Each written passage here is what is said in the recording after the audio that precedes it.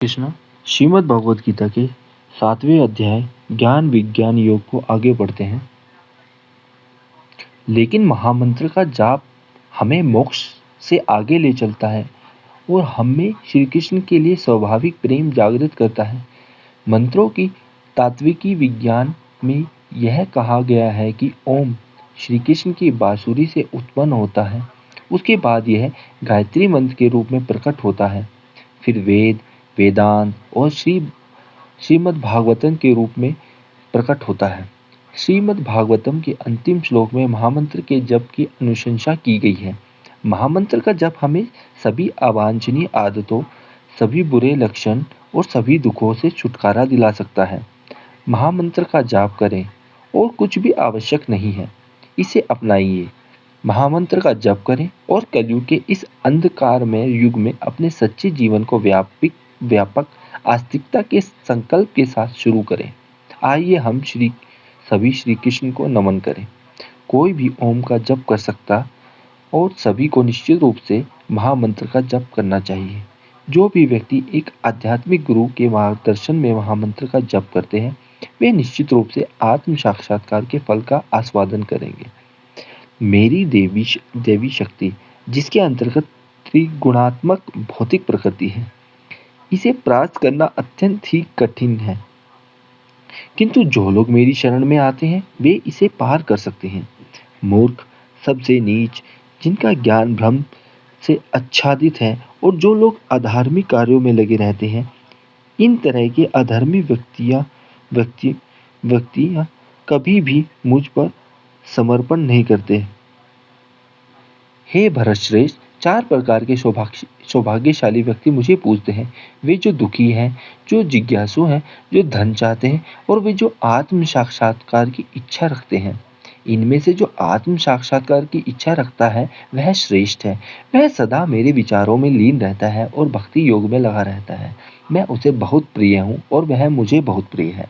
निसंदेह वे सभी धार्मिक हैं, फिर भी मैं आत्मभोग बोध युक्त ज्ञानी को अपना स्व मानता हूँ, क्योंकि उसका मन अपने अंतिम लक्ष्य के रूप में मुझ में ही पूर्ण रूप से अचल है।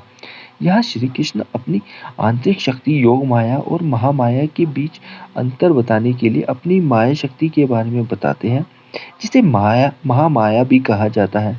महामाया वह भौतिक त्रिगुणात्मक शक्ति है जो सभी जीवित प्राणियों को इस भौतिक अस्तित्व के अनुकूल बनाती है एवं उन्हें इस संसार से बांधे रखती है।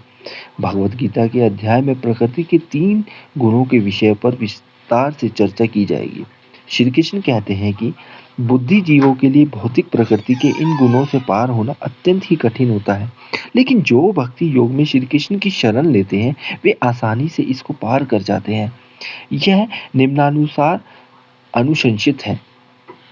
चाहे कोई अकाम हो या सभी कामनाओं से भरपूर हो या मोक्ष की इच्छा रखता हो, हर व्यक्ति को किसी भक्ति योग द्वारा परम पुरुष की शरण लेनी चाहिए।